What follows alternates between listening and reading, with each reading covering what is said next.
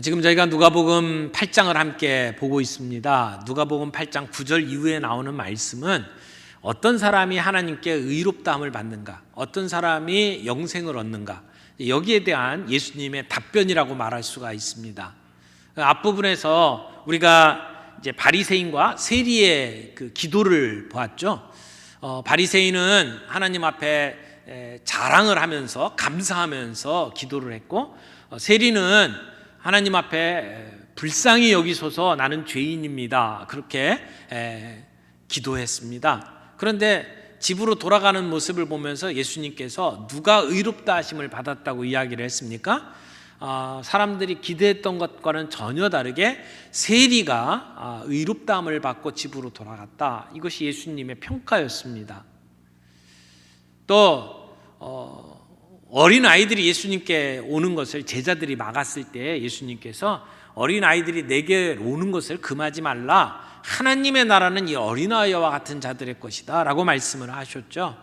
그래서 의롭다함을 받고 하나님 나라의 백성이 되는 것이 아무것도 할 수 없는 능력이 없는 가운데에서도 그저 엄마만 바라보고 의지하는 그 모습과 같이 하나님만 의지하는 자들에게 주어지는 것이다 라고 하는 것을 예수님은 말씀을 하셨어요.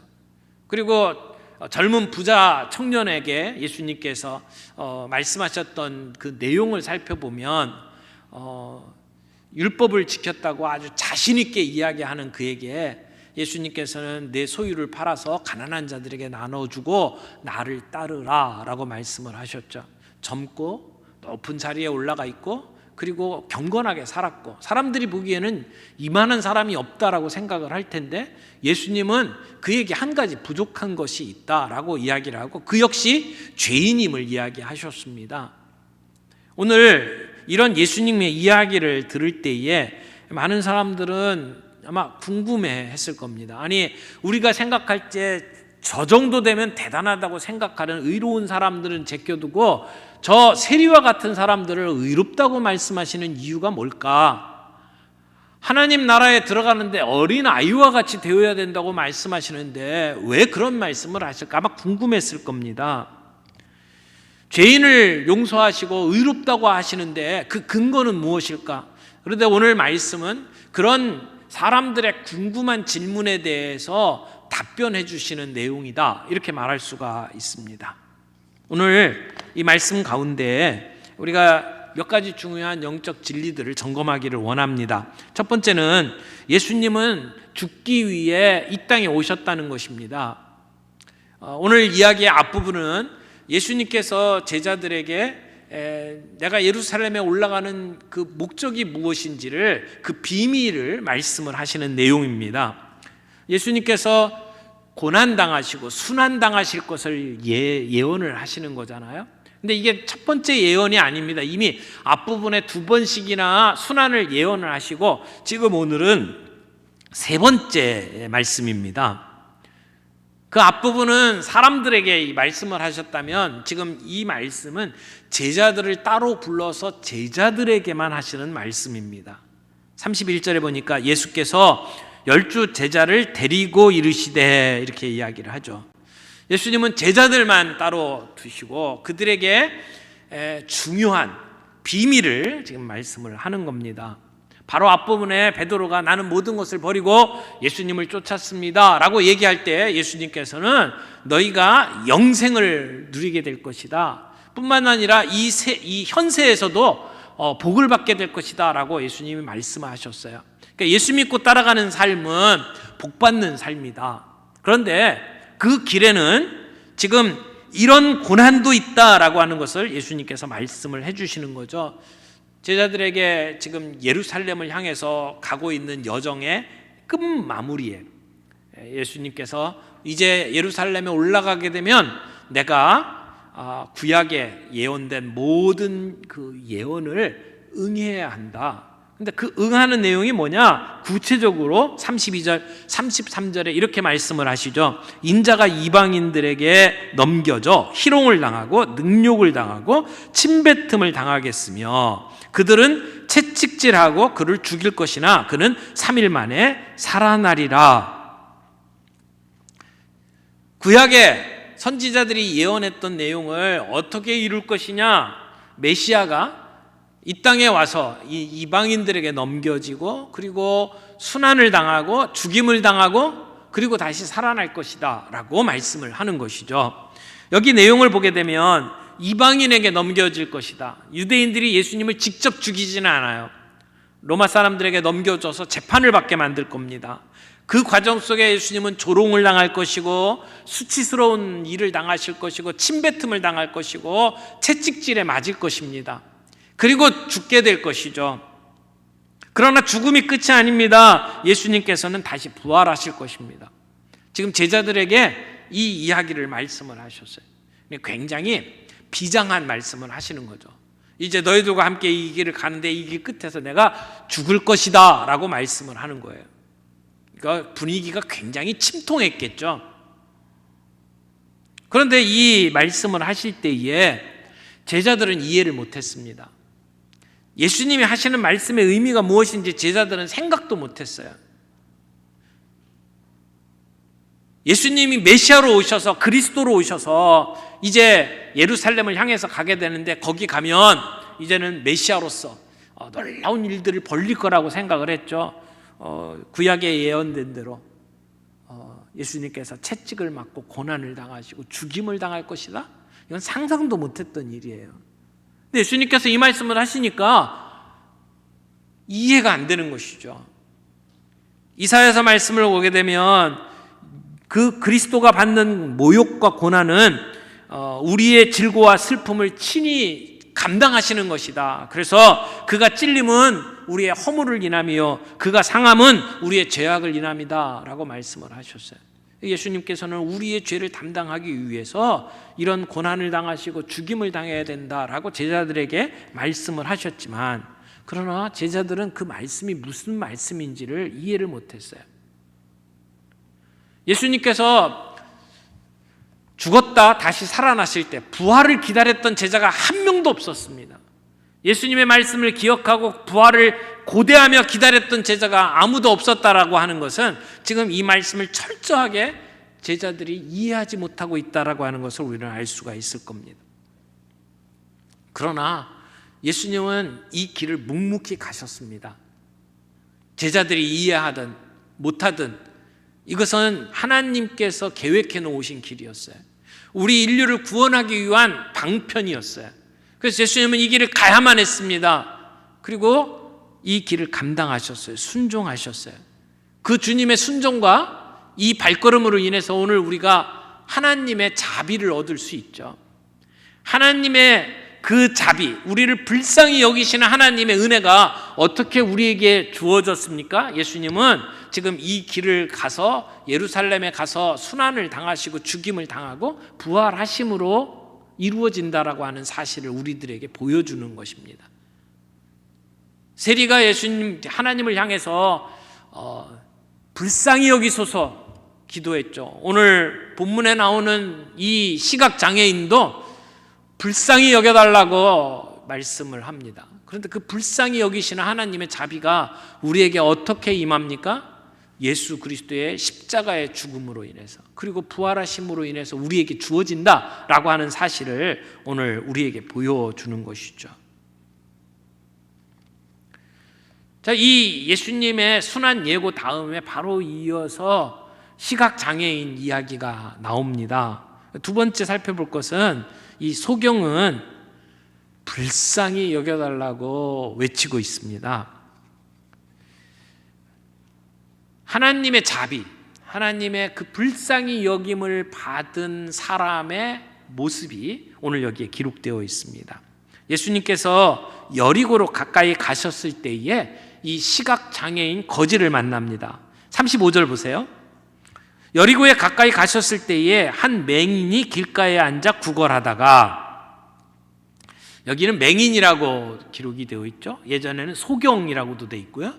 근데 요즘에는 우리가 맹인, 소경이라고 하지 않고 시각장애인이라고 부릅니다.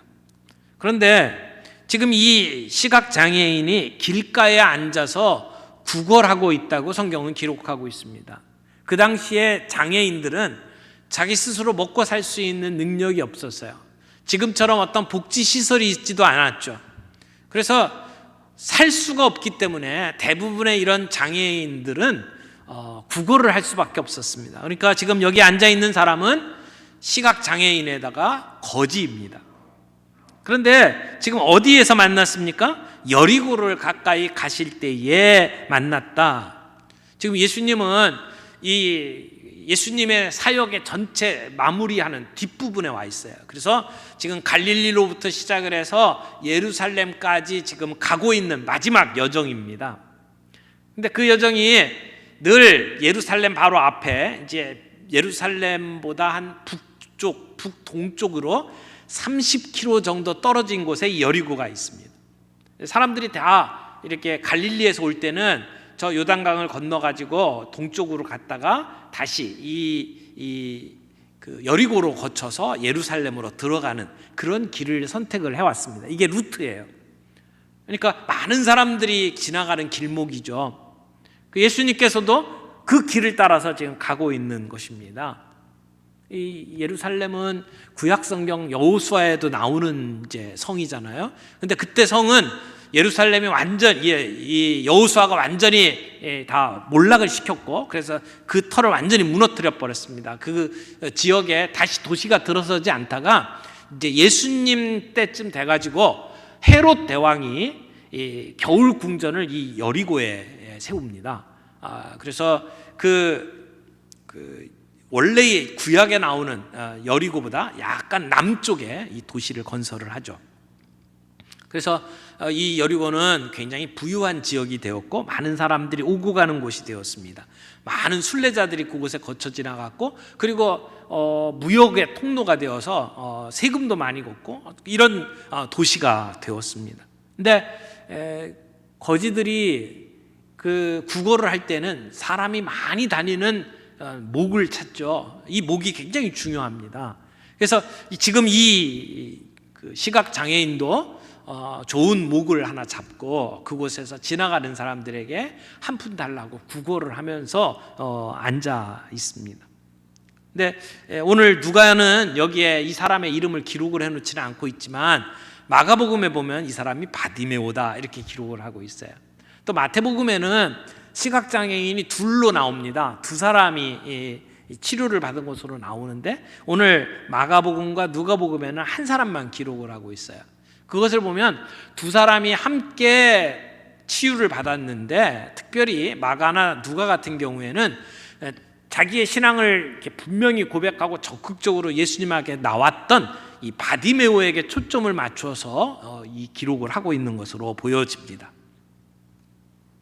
그런데 지금 하나님의 나라에 누가 들어가느냐, 하나님께 누가 의롭다함을 받느냐라고 하는 문제를 가지고 계속 예수님께서 말씀을 하시는데, 바로 앞에 나오는 그 부자 관원과 이 시각 장애인을 한번 비교를 해보세요.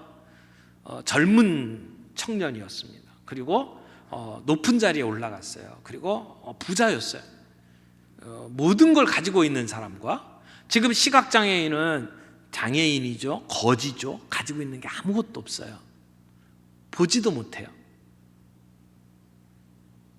그 당시에 유대인들의 생각에는 사람이 높은 자리에 올라가고 많은 부를 축적을 하게 되면 하나님께 복받았다 이렇게 생각을 하고, 이렇게 장애를 갖고 힘들게 살아가는 사람들은 하나님께 벌받았다라고 생각을 하는 그 신학적인 입장을 가지고 있었습니다.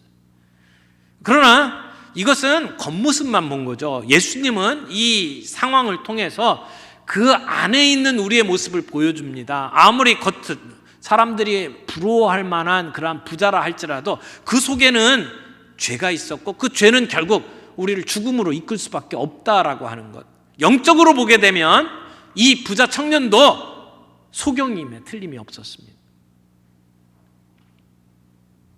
36절에 보니까 무리가 지나감을 듣고 이 무슨 일이냐 물은데, 아마 평소와 달랐던 것 같아요. 사람들이 지나가지만 지금은 예수님과 그의 제자들, 그리고 그를 추종하는 많은 사람들이 함께 지금 길을 가고 있잖아요.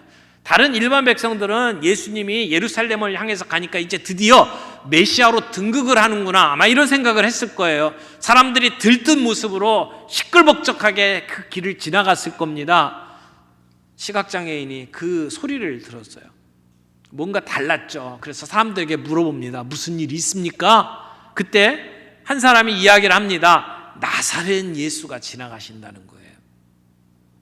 예수님을 소개하는 말 중에 나사렛이라고 하는 표현은 그렇게 좋은 표현이 아니에요. 우리 표현으로 이야기하자면 촌뜨기, 시골 사람이 지나간다, 이런 의미의 지명입니다. 나사렛은 그렇게 유명한 곳이 아니에요. 거기서 대단한 게 나온 적이 없어요. 그곳에는 로마 군대가 주둔하고 있었고, 그래서 별 변방이에요. 사람들이 그렇게 중요하게 여기지 않는 지역의 출신이라고 하는 것을 지금 예수님의 이름에 붙여서 이야기를 하는 겁니다. 나사렛 예수가 지나갔다. 그런데 바디메오는 그 이야기를 듣고 예수님을 향해서 외칩니다. 뭐라고요? 다윗의 자손 예수여.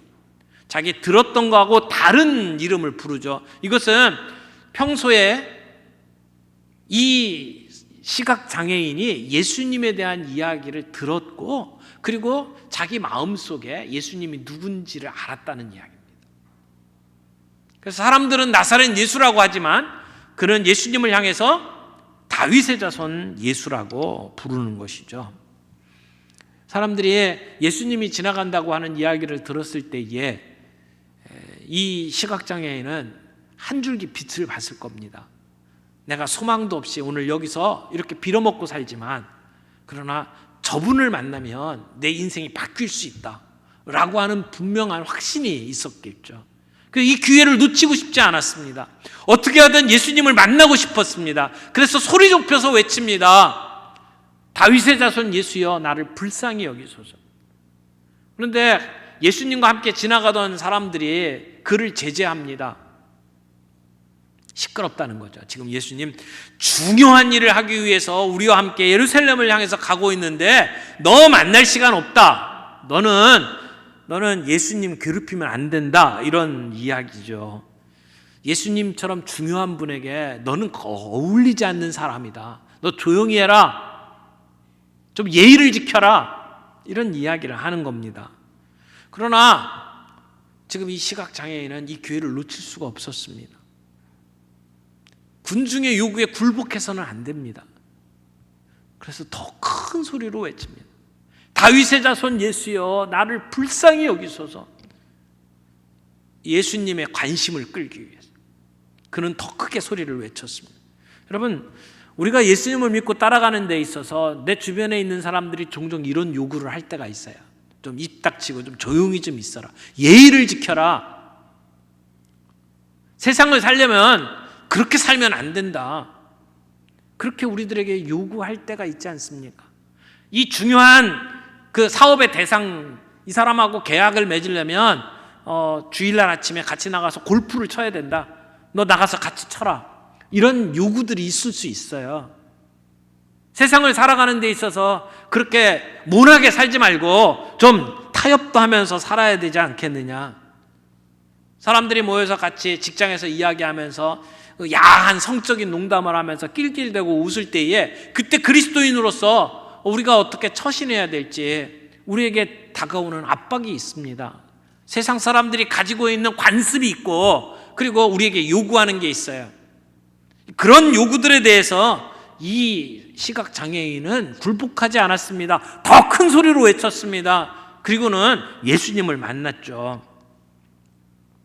이 다윗의 자손이라고 하는 호칭은 구약시대부터 예언되었던 메시아에 대한 다른 칭호입니다. 예수님이 메시아다, 하나님의 보내신 메시아다라고 하는 그 확신이 이 사람들에게 있었던 것 같아요. 그래서 예수님을 향해서 다윗의 자손이여 라고 외치는 거죠.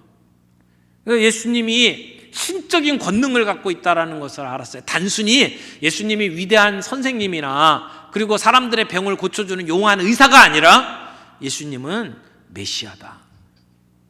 신적인 권위가 그에게 있다고 하는 사실을 이 시각장애인은 알고 있었고, 그래서 예수님께 외쳤어요. 단순히 내 눈 뜨기를 원한다, 내 육신의 문제를 해결하기 위해서 예수님을 찾은 것이 아니라는 겁니다.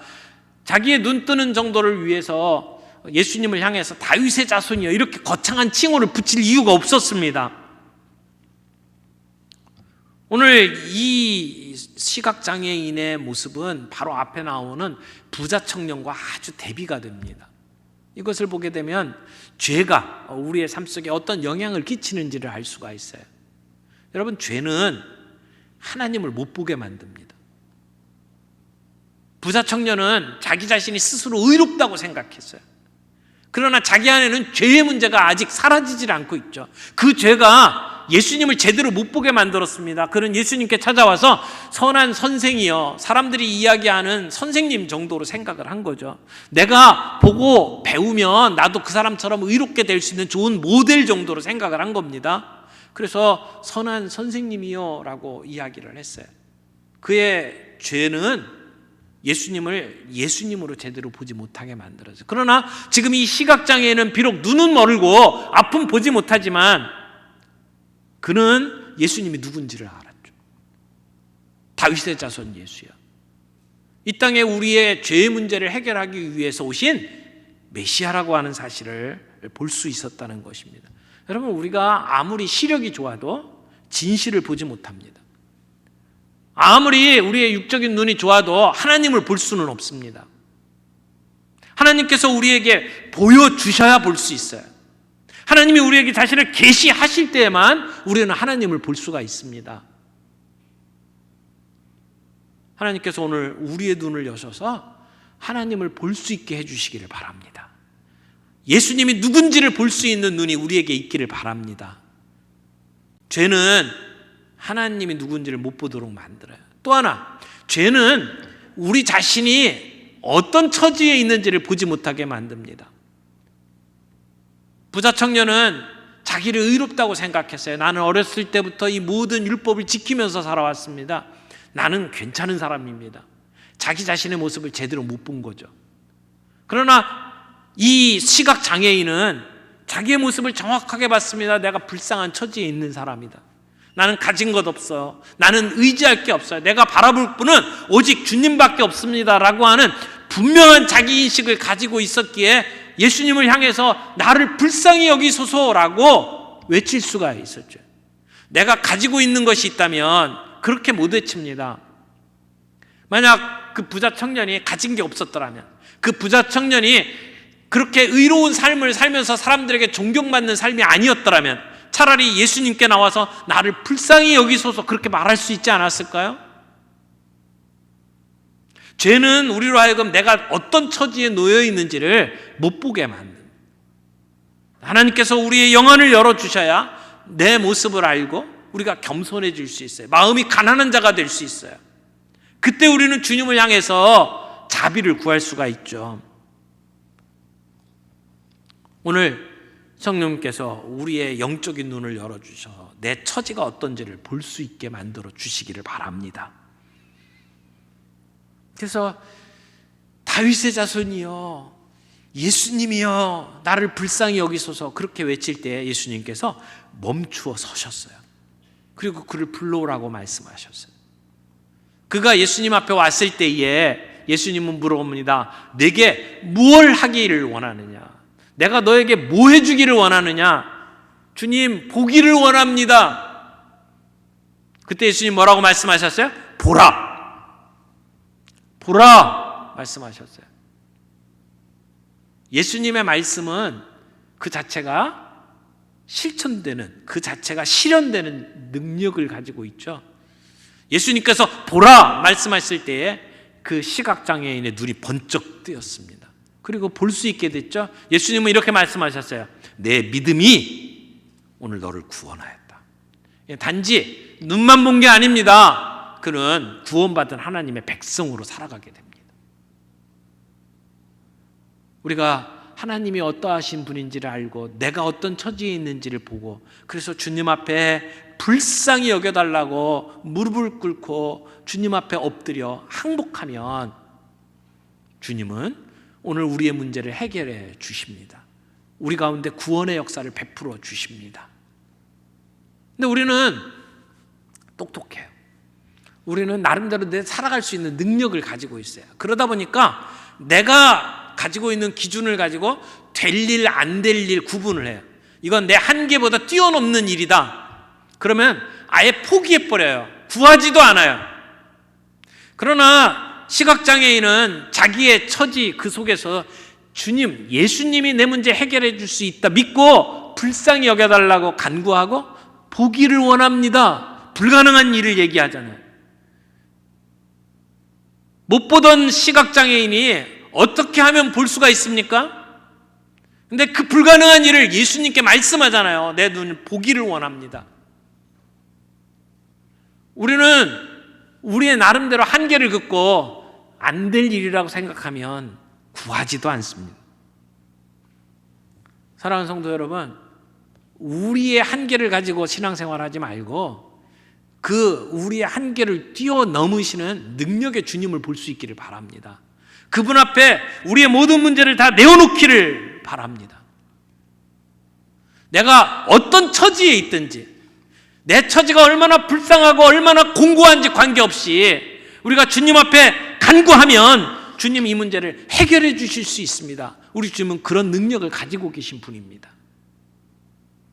주님 앞에 내 문제를 내어놓고 간구할 때에 불쌍히 여겨달라고, 자비를 베풀어 달라고 주님 앞에 간구할 때 오늘도 주님은 살아계셔서 우리 가운데 역사하실 줄 믿습니다.